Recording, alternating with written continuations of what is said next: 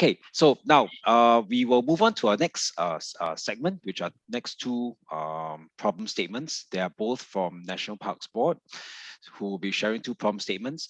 For joining us for the first problem statement on the poultry inspection is Mr. Edwin Chia, Senior Manager, Biosecurity and Quarantine Services, Industry and Biosecurity Management, and Animal and Veterinary Service. Pardon me. So Edwin is in charge of leading a team of officers and is responsible for overseeing daily border operations at Tuas Checkpoint Animal and Veterinary Service Office. The team does daily inspections of imported livestock and live animals such as pets, ensuring that animals imported into Singapore are disease-free and can comply fully with import requirements. So the Animal and Veterinary Service is a cluster under the National Parks Board that safeguards the health and welfare of animals. Singapore remains free from animal diseases such as rabies and avian influenza through cross-border exchange and interdisciplinary cooperation. So they ensure that both animals and humans in our nation stay healthy and safe from threats. As the first responder for all animal-related feedback, AVS is the main touch point for animal-related issues, whether they occur in parks, nature reserves, or any other parts of our city. So, a big welcome to Edwin. Hi, Edwin. Good afternoon. Hi, good afternoon. Yeah, thanks for the very good introduction. Yes, welcome. Firstly, before we start, we actually want to thank our IMDA colleagues for helping us with this. It's been quite a journey since last year, but we managed to get to this point, so I want to thank them. And we also want to thank Tina from Science and Technology Policy Plans Office for linking us up with IMDA for this open innovation platform. Yeah, so we'll just take you through this, our Tuas poultry inspection. It's just an outline of what we do and the challenges we face and what we are looking for in this challenge. Okay, so next slide, please. Yep, so as Mancho has introduced earlier, we conduct border inspection of live poultry for human consumption imported from Malaysia. We operate from Mondays to Saturdays from 4 a.m. to 12:30 p.m. And we all inspect consignments to ensure that they remain free from diseases and can comply with our veterinary import conditions. So this actually helps to defend the biosecurity in Singapore and prevents introduction of diseases such as bird flu and rabies into Singapore. Yeah. But today, for today's presentation, we'll mainly focus on inspection of live poultry into Singapore. Okay, next slide, please. Yeah, so for inspection of live poultry from Malaysia, these are the main diseases that we look out for and their clinical signs in animals. So it's quite a bit. I won't go through every single thing, but these are the ones that we are most concerned of. And there's quite a bit of things that we look at for each consignment.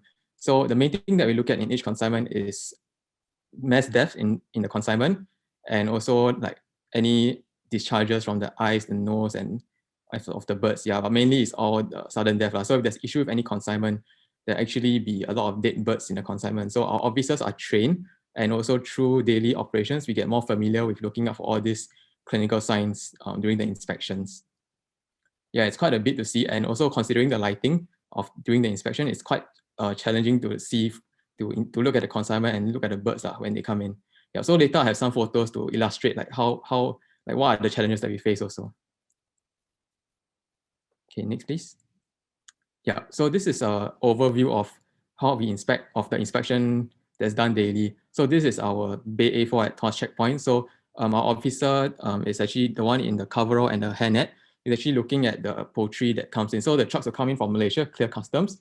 They'll proceed to our bay. We'll do an inspection of the left side of the truck using the high-powered LED lights because the lighting is not fantastic at 4 a.m. So this is how we use the high-powered LED to check for any issues with the birds when the trucks come in on the left side.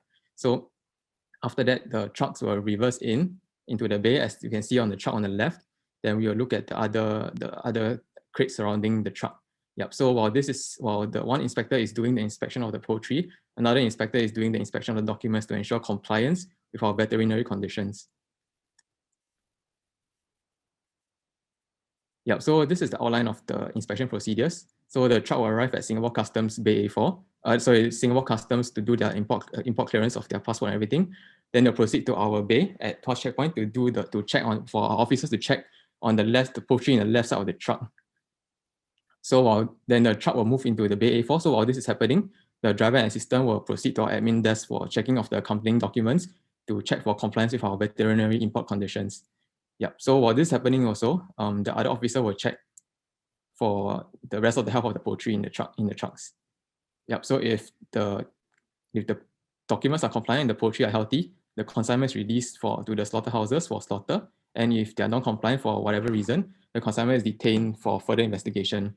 If the documents issue the documents, or if there's any potential disease detection in the consignment. Yeah, so these are the challenges that we are currently facing now. So as I explained earlier, right, all this is all done by a human eye, and it's very reliant on skilled manpower. So officers have to, based on their experience, they have to identify all the diseases as listed earlier, and look at all the clinical signs while doing this in a very short period of time. Yeah, so this is really very heavily reliant on skilled manpower. And also because of this COVID-19 split team arrangement, this will reduce our pool of manpower available for the inspection. So the truck design also limits the visibility of the poultry in the truck. So if you can see the picture on the right below, the trucks are, so the crates are packed in a way whereby the middle crates are not easily visible, those stuck in the middle of the truck. So because of the speed that we need to complete the checks, sometimes you're not able to see every single bird in the truck. So we will do a very quick look while ensuring that things are done properly. Yeah. So yeah, these are some of the challenges that we face. So also in the morning, as you can see on the picture on the right also, it's quite dark. So we rely very heavily on the LED lights to look at the birds in the crates. Yeah, so one reason why we don't want to keep the birds there too long also is because we want to try to minimize the time that the birds are held in these kind of conditions, so that we can expedite their exit from the torch checkpoint on to the slaughterhouses. Yeah, so these are other images of our operations in the morning. So on the top are the chicken inspections, live chicken from Malaysia, and the bottom are inspection of live ducks. Yeah, so the chickens are actually very challenging. So if you see the picture, sorry, can go back one slide. Yeah, so if you see, it's really not easy to see, and it takes a while to get officers trained up to be able to effectively detect any issue with the birds in the consignments. Yeah. Okay, next slide, please. Okay, so this leads us to our problem statement. So how can we automatically sense the health of poultry in the trucks at a border checkpoint so that we can effectively manage biosecurity risk and introduction of avian influenza and detection and introduction of avian influenza? Okay, so the ideal solution will comprise of the following. So one would be automated health sensing. So the ideal solution would ideally be able to automatically perform health sensing of the health status of the imported live poultry, whether they can detect diseased or dead birds within the truck. So this could either be done via temperature, motion detection, or any other way of seeking out any dead or diseased birds by looking at the physical signs and symptoms of avian influenza and the other diseases as mentioned above at the previous slide. So the solution should also ideally be able to transfer this data collected into a computer device on site for analysis by the officer. Yeah, so this solution should also be able to assess the risk of presence of avian influenza in a consignment and also provide an alert where an additional secondary inspection by a trained human operator is required. Yeah, so the solution should also provide a dashboard that can present the risk information to the officer on site and also alert the officer when manual inspection is required and has to be overtaken during the operations. And the solution should also ideally be optimized for laptops and mobile handheld devices so that we can not only do it on site, but we also can perform the inspection off site away from torch checkpoint. Yeah, so this will allow for monitoring and assessment of the situation and for officers to come down and intervene in the operations inspection when needed. So this solution should have high sensitivity, meaning that it's accurate at detecting signs and symptoms of bird flu, and also to find all the dead poultry as much as possible in the imported consignments.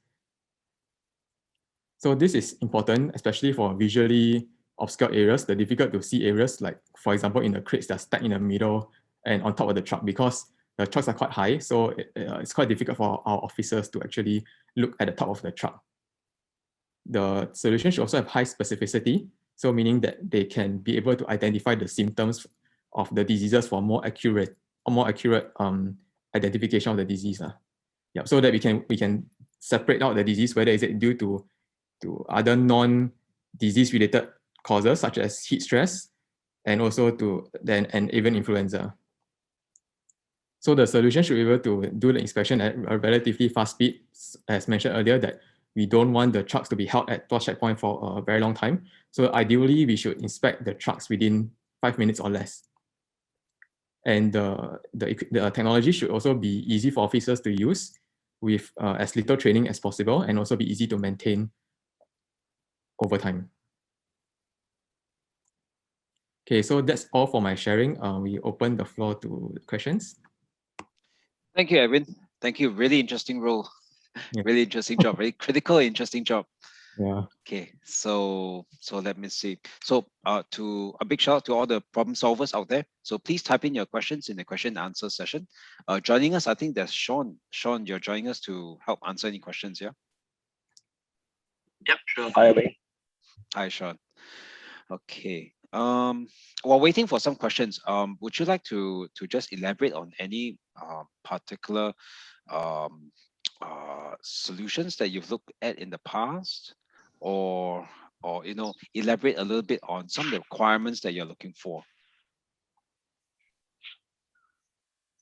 Yeah, so some past solutions that we've actually explored before was the use of infrared sensors. However, these infrared sensors were not very useful because the trucks are all very heated up. So you put a lot of birds and in one enclosed area, and with the truck engine running, the whole truck just appears as hot. One signature. Yeah. So you can't really see each individual bird in the truck also. Yeah. So that's one of the things that we've done before to try. Yeah, and we also tried CCTVs before. CCTVs are not really useful because of the angles that they were placed at, and also the way that the birds are created. Also, we can't really see anything using CCTVs as well. Thank you. Thank you. So there is a question from Edmund Cole. So apart from looking for dead birds, what other signs are you looking for? Can they all be visually observed? Yes. So all these signs are actually very can be seen in the bird. So you look out for discharges in the eyes and the nose. So and also like for Newcastle disease, the bird's necks will be twisted. Yeah. Interesting. Interesting. Okay. So there is a question from, I don't know how to pronounce his name. Please forgive me if I pronounce your name wrongly. Feren Zabo. Okay. What would be the legal responsibility levels of the solutions? Would it just be an initial quick check for risk assessment, or you need 100% bulletproof solution? I think there is no 100% bulletproof solution. Over to you. You can see the questions, yeah, by clicking on the Q&A. Wow, this is a very difficult question to answer. As much as we want to see be as accurate as possible in detecting all this. Yeah, because if it's bird flu, I think it's a very serious disease. It's zoonotic. The disease can spread to humans. So yeah, so as much as we want to be as accurate as possible as detecting all this kind of these diseases. I hope that answers the question. Yeah, maybe Sean, you want to add on if you have anything to add?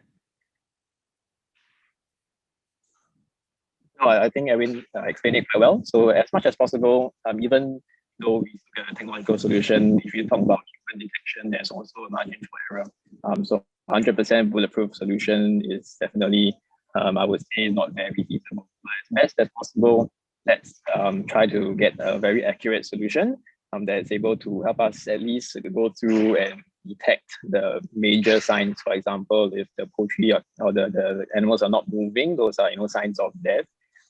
If the animal is weeping, its arms or its face, and people should be able to see it from this. Okay,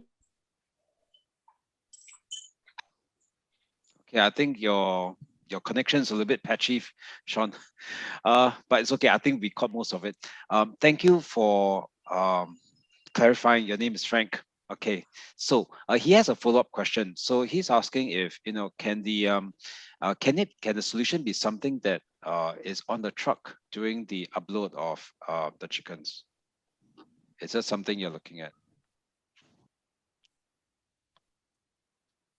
Oh, that's also a very tricky question to answer. Well, the questions are all challenging. On the truck, so It's a bit tricky also because the trucks don't belong, they're not Singapore registered trucks, right? So they're all Malaysian registered trucks and they all belong to different importers.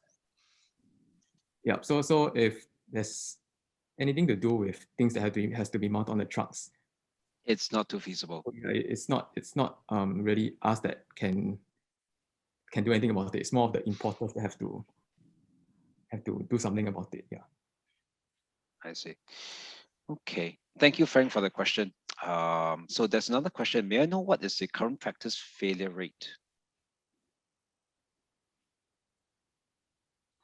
So what do you mean by practice failure rate? Yeah, Kelvin, I'm not too sure either. Kelvin, if you could just type in another question to just clarify your question a little bit about what you mean by practice failure rate. Okay.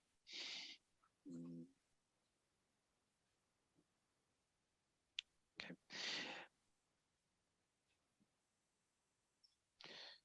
Okay, there's a question from Edmund. Are there any restrictions on what can be built in terms of sensors array in the Tuas checkpoint? That means, are there any restrictions to the kind of sensors that we can install at Tuas? We have to follow up with this with ICA. So I can't really answer that question right now. This has to be further explored with ICA on their security restrictions at the checkpoint. Sure, sure. Okay, so Kelvin has clarified. So the practice failure rate is how many missed so far? That means, I guess, how many misses, how many misdiagnosis, or well, if it's missed, you wouldn't know anyway, so you wouldn't get the statistic. Correct. Usually, if we miss it, the slaughterhouse will tell us that. And we have also comms with SFA, and then they will let us know if we miss. But so far, our detection rate has been quite good. Our officers have been doing this for quite a long time, and we can easily. I mean, I confidently can say we are quite good at looking for dead birds in the truck. I see. Awesome. Okay, I wouldn't ask for details. So Kelvin, thank you so much for your question. I hope that answers your question. So they do check with the slaughterhouses to verify the rate. Okay.